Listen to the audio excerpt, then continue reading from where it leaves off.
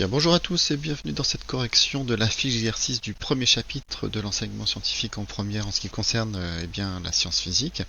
Donc pour ceux qui ne peuvent pas assister au cours directement, voici cette correction. Alors j'estime que vous avez déjà lu et que vous avez déjà essayé de répondre ici. Donc ce que je vais faire ici, c'est que je vais directement passer à la correction.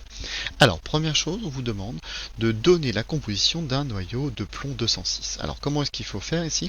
Eh bien il faut regarder cette indication. Le plomb 206, eh bien il y a la notation azédique qui se trouve ici. Et donc à partir du moment où je sais ça, eh bien je peux donner la composition, c'est-à-dire donner la composition du nombre de neutrons et du nombre de protons. Alors pour la première question, ce qu'on va faire, c'est que je vais noter à cet endroit, je vais faire ici par exemple, eh bien petit 1, donc ici petit 1. Donc eh bien le plomb c'est 206,82 Pb. Le nombre qui se trouve en haut, c'est le nombre de masse, c'est-à-dire le nombre de protons plus le nombre de neutrons. Et le nombre en bas, c'est le numéro atomique, c'est-à-dire le nombre de protons. Donc c'est-à-dire que si je veux la composition d'un noyau, il faut que je donne le nombre de protons et de neutrons. Le nombre de protons est directement donné. Je sais donc que j'ai 82 protons. Et donc pour avoir le nombre de neutrons, je vais faire la différence entre les deux. Je vais faire donc 206 moins 82 égale donc 124 neutrons. Voilà, je donne la composition, on peut faire une petite phrase après, mais je ne vais pas le faire ici.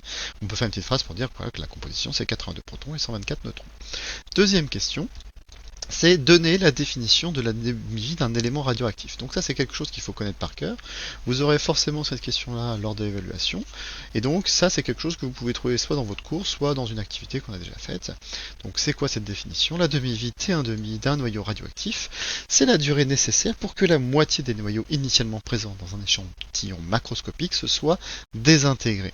Alors ça c'est à connaître par cœur. Le T1,5, si je n'ai pas le noté comme ça, je vais plutôt le noter T en indice 1,5, parce que je suis obligé de... Je ne peux pas écrire correctement sinon directement ici. Donc voilà, c'était un demi, c'est ça. Et donc la question petit b, ça va être de déterminer cette valeur de la demi-vie. C'est cette question qui se trouve à cet endroit-là. Le petit b, estimer la demi-vie de l'uranium 238. Alors donc, je vais utiliser cette définition qu'il faut connaître pour pouvoir déterminer graphiquement ma demi-vie. Alors la demi-vie, c'est un temps, c'est-à-dire que c'est quelque chose que je dois lire sur cet axe ici. Ça veut dire que vous avez forcément une indication ici. Et bien justement, la demi-vie, c'est la durée nécessaire pour que la moitié de mon échantillon se soit désintégrée. Mon échantillon, regardez bien au départ, je suis ici à 5000. Alors 5000 milliards de noyaux. Si je le coupe en deux, si je le divise en deux, je vais être à 2500 milliards de noyaux. Donc je vais me placer à cet endroit-là, exactement à 2500. Donc je vais prendre ma règle. Donc ma règle qui se trouve là. Donc je vais mettre pile poil à 0 degré. Je vais grossir un petit peu pour être bien sûr d'avoir la bonne valeur. Donc je me place ici exactement à 2500. Je trace une droite horizontale. Je peux ensuite tracer la droite verticale passant par la courbe. Et donc je vais trouver une certaine valeur. Cette valeur, si vous regardez bien, c'est 4,5. Donc je tombe sur 4,5. Attention à mon unité. Mon unité ici, ce sont des milliards d'années. Donc si je veux répondre à la question ici, quelle est la durée de la demi-vie, je peux la noter comme ceci. La demi-vie se note T1,5. Je peux me noter donc de l'uranium 238, donc 238 uranium, est égal à 4,5 milliards d'années. Alors le milliard, je peux l'écrire en toutes lettres si je veux. Je peux aussi par contre l'écrire sous forme de puissance de 10. Donc les milliards, c'est 10 puissance 9, donc années, que l'on a ici. Voilà, j'ai répondu à ma question. Question suivante, c'est la question 3. Alors l'introduction a l'air d'être compliquée, mais en fait c'est pas si compliqué que ça, on va essayer de comprendre un peu ce que ça veut dire. On note NU de T et NTB de T, les noyaux de nombre d'uranium 238 et de plomb 206 présents dans l'échantillon à la date T à laquelle la mesure a été réalisée. Et NU de 0, le nombre de noyaux d'uranium 238 que contenait la roche au moment de sa formation. Il faut justifier cette relation. NU de 0 égale NU de T égale NU de PB de T. Alors je vais la réécrire. On va marquer 3A. 3A ici, donc la relation c'est quoi? NU 0 égale NU à un instant T plus N de PB à un instant T. Alors à quoi ça correspond? Ça, je fais en plus fin parce que c'est pas très joli sinon. Donc ça, qu'est-ce que c'est? Ça, cette valeur-là, eh bien ça c'est le nombre, je vais marquer NB, nombre de noyaux, eh bien au départ. Celui-ci, qu'est-ce que c'est? Ça c'est le nombre de noyaux restants. Et ça, c'est quoi? Bah, c'est le nombre qui est, de noyaux qui se sont formés. Donc nombre de noyaux formés. Formés. Donc le nombre de noyaux qui va se former ici. Alors pourquoi est-ce que justement le nombre de noyaux de départ c'est égal au nombre de noyaux restants plus le nombre de noyaux qui se sont formés? Bah, je vais reprendre mon histoire de bonbons. Si vous avez dans un paquet 100 bonbons, et que, eh bien, ça c'est votre nombre de départ, et si on vous dit, bah, le nombre de départ c'est quoi? Bah, c'est ceux qui vous restent plus ceux que vous avez mangés. Bah, c'est la même chose ici, c'est pas mangé, ça c'est désintégré. C'est-à-dire que globalement, le nombre de noyaux que vous avez au départ, c'est quoi? C'est le nombre de noyaux qui va vous rester. Si vous avez mangé par exemple 10 bonbons, bah, il va vous rester 90 bonbons, et si vous en avez mangé 10, bah, vous voyez bien que 90 plus 10, ça vous donne bien 100. Alors donc ça c'est vrai uniquement pour une seule raison, s'il faut bien lire ici, c'est que c'est grâce à cette raison-là, parce qu'on sait que un noyau d'uranium, ce qui est important c'est le mot 1 ici, hein, un noyau d'uranium 238 radioactif se transforme en un noyau de plomb 206. Évidemment, on voit bien ici que quand j'ai un noyau d'uranium qui va se transformer, je vais former un seul. Donc en gros, à chaque fois que je vais en perdre un, eh bien ça va toujours être le reste plus ce que j'ai perdu qui va être égal au nombre initial. C'est bien ça que ça veut dire cette relation. C'est-à-dire que le nombre de noyaux de départ, forcément, sera toujours égal au nombre de noyaux restants plus le nombre de noyaux qui se seront eh bien formés. Alors vous allez pouvoir noter, vous pourrez faire une pause si vous voulez, moi j'ai noté directement pour gagner un petit peu de temps sur la vidéo. Donc puisque un noyau d'uranium se transforme en un noyau de plomb, il y a bien conservation du nombre de noyaux qu'on avait au départ. Voilà, donc ça vous pouvez le noter, et ensuite eh bien, on va continuer la vidéo. Vous pouvez faire une pause si vous voulez. Alors, question 3b, c'est déterminer graphiquement NU0. Alors, c'est-à-dire le nombre de noyaux au temps 0. Alors regardez bien, au temps 0, le temps c'est bien ici que ça se lit. Au temps 0 c'est ici, le nombre de noyaux c'est bien sur cet axe que ça se lit. Et bien regardez bien, le nombre de noyaux que j'en ai au départ, et bien c'est 5000 milliards de noyaux ici. Donc on va le noter comme ceci. Donc ça c'est la question 3b. 3b, avec en bleu.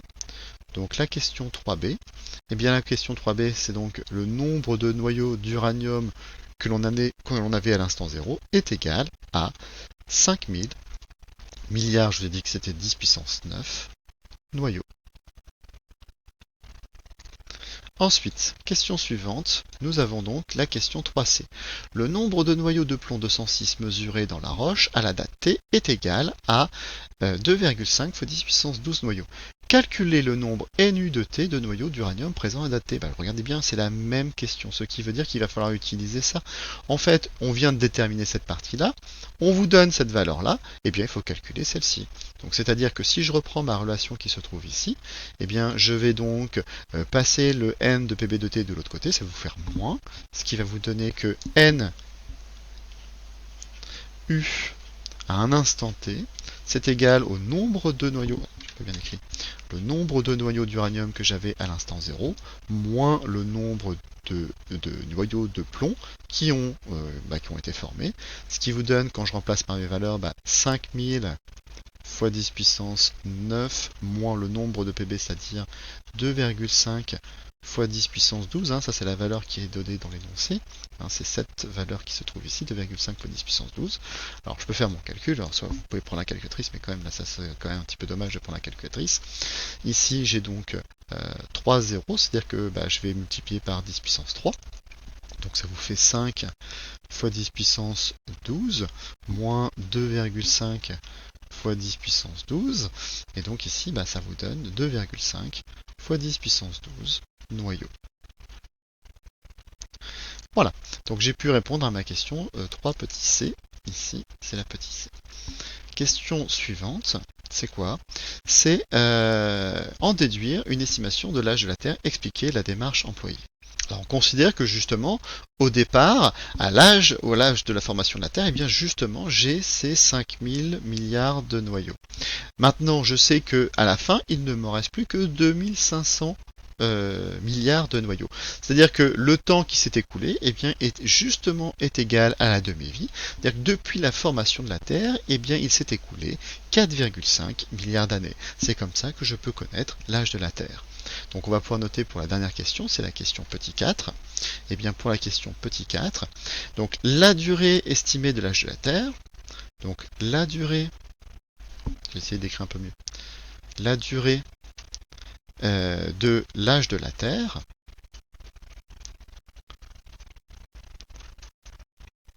est donc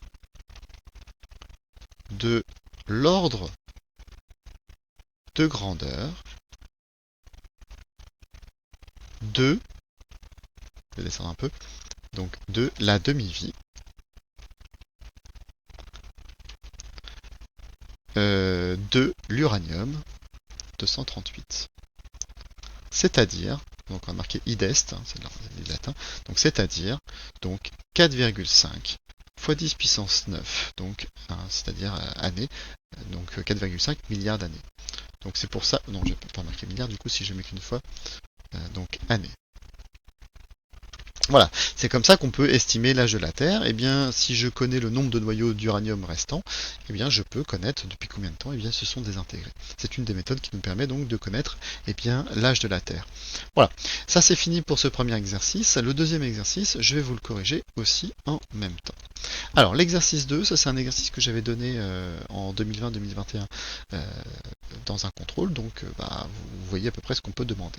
Alors, on vous dit donc le technétium 99 est un élément radioactif utilisé en médecine nucléaire pour diagnostiquer une embolie pulmonaire.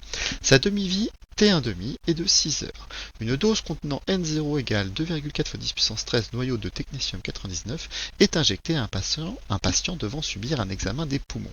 Déterminer le nombre de noyaux radioactifs encore présents dans l'organisme au bout de 18 heures justifiées. Alors vous pouvez essayer de répondre directement à cette question-là sans problème, mais ce qu'on peut faire tout simplement c'est peut-être essayer de faire un tableau. Ce tableau n'est absolument pas obligatoire, mais il va permettre de comprendre un petit peu comment est-ce que l'on va pouvoir eh bien s'en sortir. Alors je vais faire dans une... Ça va pas être super droit, vous m'en voulez pas. Hein. On va faire comme ça. Donc je vais faire un tableau dans la... Oula, c'est vraiment pas beau quand même. Voilà. Donc je vais faire ici un tableau avec ici par exemple, eh bien en premier, ça va être le nombre de demi-vie, donc T1,5.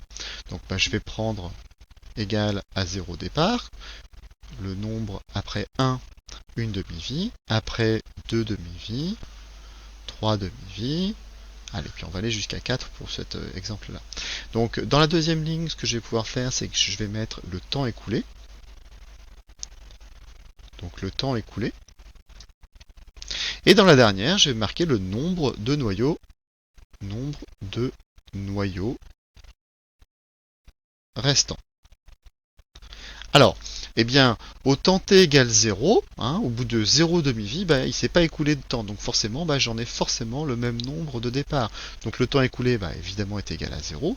Et puis ici, il va vous rester donc 2,4 fois 10 puissance 13 noyaux. Ensuite, alors je vais peut-être mettre le temps écoulé en heures, comme ça va être plus facile.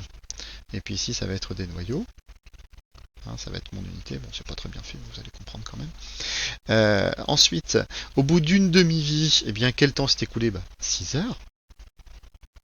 Combien reste-t-il de noyaux? Eh bien la demi-vie vous dit que justement au bout de cette demi-vie, il vous reste la moitié. Donc dans cette case-là, eh bien je vais faire 2,4 que je vais diviser par 2 fois 10 puissance 13, donc 2,4 divisé par 2 ça vous fait égal à 1,2 fois 10 puissance 13, et donc dans ce cas-là, je sais qu'il va me rester 1,2. Au bout de 2 demi-vies, il s'est écoulé combien de temps 6 plus 6, c'est-à-dire 12 heures. Je vais encore reprendre ce dernier chiffre ici que je vais diviser par 2. Donc 1,2 divisé par 2, ça vous donne 0,6 fois 10 puissance 13. Au bout de 3 demi-vies, eh bien, il s'est écoulé encore une fois plus 6 heures, c'est-à-dire 12 plus 6, ça vous donne 18 heures. Et donc ça va être la réponse à ma première question. Je vais encore rediviser ça par 2. Donc 0,6 divisé par 2, ça vous fait 0,3 fois 10 puissance 13. Et donc j'ai la réponse à ma première question. Donc au bout de 18 heures, il va me rester donc 0,3 fois 10 puissance 13 noyaux. Alors, question suivante, la petit 2, je vais la faire dans une autre couleur, comme ça on va être sûr. Donc petit 2, en vert. Calculer au bout de combien de temps il ne reste de l'organisme à un nombre n égale 1,5 fois 10 puissance 12 noyaux de technétium. Bah, je peux continuer mon tableau. Hein. Au bout de 4 heures, au bout de 4 demi-vies, c'est écoulé, donc 18 plus 6, ça vous donne 24 heures. Et bien ici, il va me rester combien? 0,15 fois 10 puissance 13. Alors là, c'est là où il faut voir justement cette petite différence, c'est que ici je suis à 1,5 fois 10 puissance 12, c'est exactement la même chose. Hein, ça c'est bien aussi égal à 1,5 fois 10 puissance 12. C'est-à-dire qu'en gros, le temps qui s'est écoulé depuis, au bout de 24, le temps qui s'est écoulé pour avoir 1,5 fois 10 puissance 12 noyaux, c'est 24 heures ici, c'est à cet endroit-là. Voilà, donc j'en ai terminé pour cette correction. Je vous dis à bientôt et au revoir.